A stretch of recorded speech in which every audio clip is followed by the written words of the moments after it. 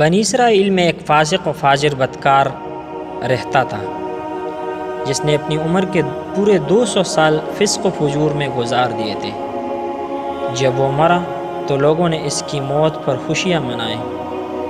اور اس کی لاش کو دفنانے کی بجائے گھسیٹ کر کوڑے کے ایک ڈھیر پر ڈال لیا تاکہ اور لوگ عبرت حاصل کر سکیں۔ ادھر تو یہ معاملہ ہوا، ادھر حضرت جبریل علیہ السلام حضرت موسیٰ علیہ السلام کے پاس پہنچے اور کہا،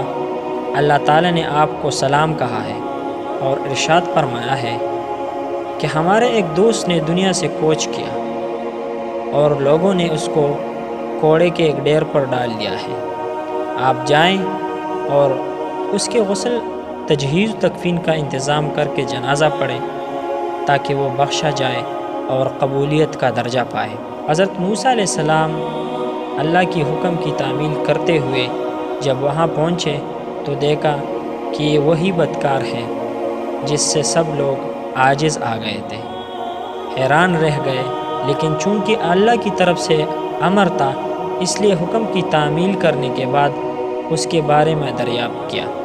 تو اللہ جل شانہ نے ارشاد فرمایا، اے موسیٰ، یہ میرا بندہ بڑی بڑی سزاؤں کا مستحق تھا، لیکن ایک دن اس نے تورات کھولا اور